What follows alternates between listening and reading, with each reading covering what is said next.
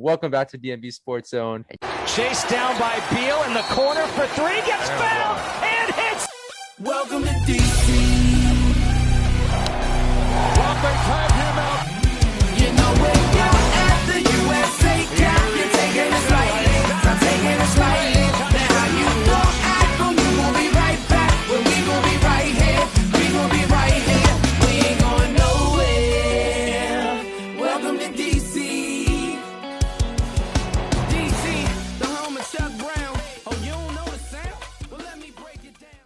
What's good, DMV Sports Zone? This is Noah. I'm really excited to be bringing some new content to the channel. I'm going to be making Tuesdays now for the fantasy breakdowns for the Washington Capitals as well as the Washington Wizards. However, football previews will still exist. They'll just be moved to Thursday mornings.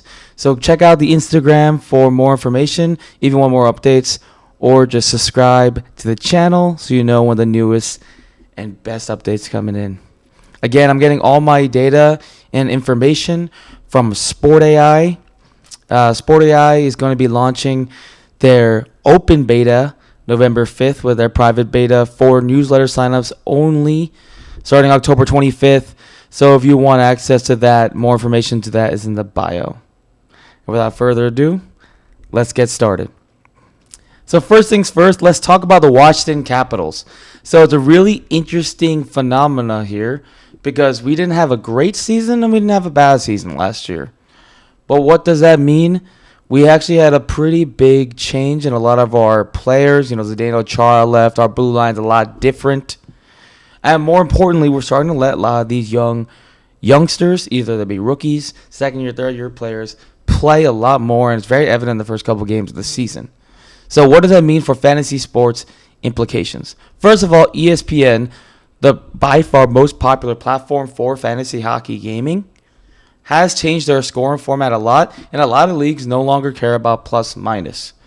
Blocked shots have increased in value of importance, with hits going down in value. So in the case of the Capitals, that actually means a lot. We have a lot of fantasy relevant player teams, even in small leagues, which is a 6 to 8 team league, all the way to 14 team leagues.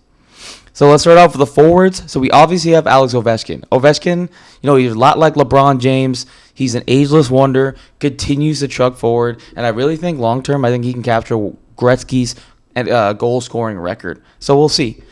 But Ovechkin's looking good and healthy. Despite some of the injury scares earlier in the preseason, he will be obviously a must-start player. But beyond that, what do you make of Evgeny Kuznetsov? What do you make of Nicholas Backstrom? Our two center/wingers that have a lot of value these past couple of years. In terms of Kuznetsov, he is entering the end of his prime. He's still in that late 20s range where a lot of NHL players see their best performances. So I have a lot of confidence in Kuznetsov. The analytics show that he is a great player. I'm not going to say he's the second round, third round pick that he once was, but definitely must be drafted on all boards. Backstrom's another player. He will take a step back offensively, unfortunately, I believe, this season, but he's still worthy in 8 to 10 team leagues that need depth, particularly because consistency is what Backstrom is good at. He'll never have a huge hat trick, 5-point game, 4-point game, which is rare enough, but he'll always consistently, get an assist on the power play. Power play points count for extra. So Backstrom is extremely valuable. Kuznetsov, I believe, is a little streakier, but he does have bigger outbursts in scoring. So if you do like to strategize with more consistent players, go with Backstrom. If you want someone with a big game performance potential, go for Kuznetsov. Ovechkin offers both. The other forward I really want to mention is our first-round pick from 2020, Hendrix Lapierre. He was someone that people were surprised that we drafted a couple years back. A lot of people were quiet about him because he was a project. He was going to take a while, but we saw now that he's finally got a full-time spot on the Washington Capitals, the development paid off. He's looking explosive. He's looking like a great offensive forward, and he's going to get every opportunity to succeed, especially after the Capitals organization reiterated they don't want the same thing, that happened to Burakovsky, that happened to Vrana, that happened to Johansson. They want to start being much more aggressive with the development of our young players. So Lapierre is actually, I think, the number one sleeper on our offense. If you haven't picked him up yet, really suggest either putting him on the watch list or picking him up on a deeper league, because I really feel like he can carve a big role, especially in a potent power play of the Capitals. That is a huge pickup. And he's a rookie, so if you guys have rookie restrictions, that's another plus. In terms of any new developments on the blue line, we did pick up Martin Verhaeghe from waivers from Detroit. What does he kind of build out as? He's more like a number 6 death roll defenseman. He did get an assist and looking like a decent offensive presence, but in a league that's nothing short of 14 teams, really no reason to pick him up. Maybe wait and see. Really doubt that. As opposed to a lot of the other players that we got, Dennis Charlowski was the one we picked up off of waivers. He is someone that could be intriguing, offers a lot of depth with Chara gone. In a league that values, like I said, block shots and sometimes hits in volume, Charlowski may be a decent pickup. Really depends on your depth. But that's the tricky thing about fantasy hockey. There's not a lot of clear-cut differences between elite players, good players, average players, bad players. In general, most players in the league have similar types of fantasy output. So that's why it's really important to pick up sleepers like Lapierre, like Backstrom in the late rounds. So that's pretty much a rundown on the forward core. And now that we're transitioning back to D, again, Carlson is probably going to be the top 5 defenseman this season. Analytics project him to be actually top 3. I really think so, because he doesn't get affected too much by the new scoring on ESPN. He does get a lot of block shots. He does get hits. He does get a ton of points. And we don't have to worry about plus minus. But I think with a good Caps team, that would have been a plus. But in reality, he's still number 1, number 2, number 3 option in the entire league. So Carlson's a must pick up there. The X factor on the blue line is going to be Justin Schultz. Justin Schultz has already had a strong start to the season. He's averaging under 20 minutes per game, which a lot of people think of when it comes to defensemen is a bad thing. But with the number of power play minutes he's getting, he's going to be a valuable scorer day in, day out, and have a chance for a couple big games. Really started to fit well into this Capital system, starting to open up more as we transition away from the Trotz era from a couple years ago. So this team is going to be a lot more focused on offense, and very excited to see what happens there. Now the real question comes down to the Capitals goaltending situation. As we saw, we actually traded Vanecek and then acquired him back from the Kraken for a second-round pick. And that faith that we saw in that trade has been rewarded for him. He started every game so far this season. I know it's been very early, and he's played very well into them. But what does that mean for Samsonov?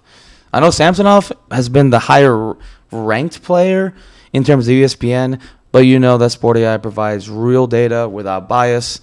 And the reality is this, that Samsonov is looking like he's not going to be the 1B that we thought. He's going to be more of a traditional backup, which could be disastrous for people that have drafted him. He was actually drafted in a majority of leagues, unlike Vanecek. But now as we see, Vanecek is slowly becoming the true number 1, and Samsonov taking a step back. We'll have to see who plays tonight against Colorado to really determine that. Like I said, if Samsonov doesn't start tonight or another game this week, Samsonov owners are in trouble. So how do you deal with the situation? I actually really think that you should pick up both, because you can trust the Capitals are going to be a strong regular season team. They're going to pick up a lot of wins, and goalies are now extremely important in fantasy because wins can equal sometimes 2 nights of a normal player's performances. So if you want to pick up that 4-goalie, 3-goalie strategy, I would really maybe suggest picking up Samsonov and Vanecek. Let this play out, because it's not like they're competing young netminders on a bad team. They're on the Washington Capitals, who are going to be a solid team in their division, solid defensive team. So you can confidently pick them both up, and then whoever heats up, you just play. And that pretty much wraps up the Capitals recap. So let's quickly talk about the Washington Wizards. So for the Washington Wizards, it's simply put, we need to really wait and see. With a lot of new faces like Dinwiddie, Harrell, Kuzma, the rotation is really starting to play itself out. Also, we can't rule out the fact that they may trade Bradley Beal or trade for somebody else to keep him here. So as of now, our Sport Eye projections for the Washington Wizards is pretty average. You have a lot of Harrell, Dinwiddie, Hachimura, being solid players. Kuzma, they're all going to be either late round draft picks or top waiver wire picks.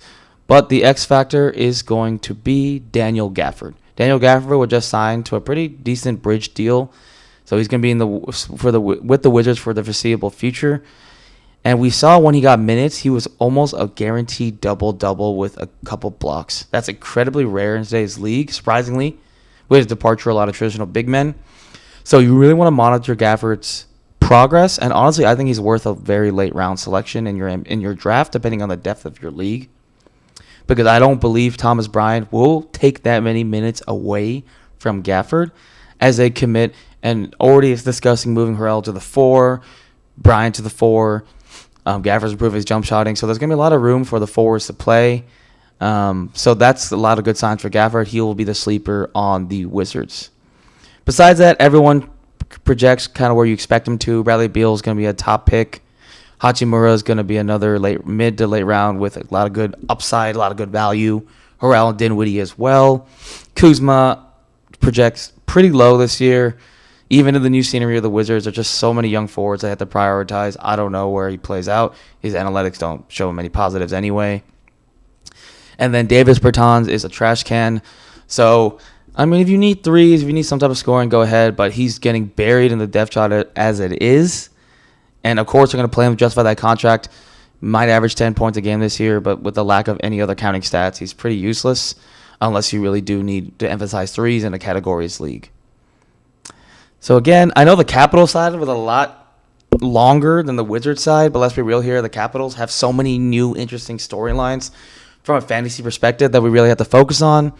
Of course, the Wizards do have that Gafford. Can Hachimura step up? What happened to Beal? So some pretty interesting storylines there. But from a fantasy sports implication versus the real world, there's not as much of a variance as there is for the Capitals. So really excited to see how the season plays out. Super excited, man. We're in full swing. Best time of the year for sports. We got the football teams going. We have hockey. We have baseball playoffs. Unfortunately, we suck, so that's not really a concern for us. And then we also have basketball. So it's a good time to be a Wizards fan or a DC fan in general. So I'm really excited to continue to provide these updates. And that's pretty much it. So if you want more information on Sporty Eye, again, the link's in the bio. And I'll be producing more of the football content now on Thursdays with these recaps for Capitals and Wizards coming now on Tuesdays. Again, this is Noah. Thank you so much, DMV Sports Zone, for supporting the channel. Really trying to step it up the quality of the videos, so any feedback is appreciated. Thank you.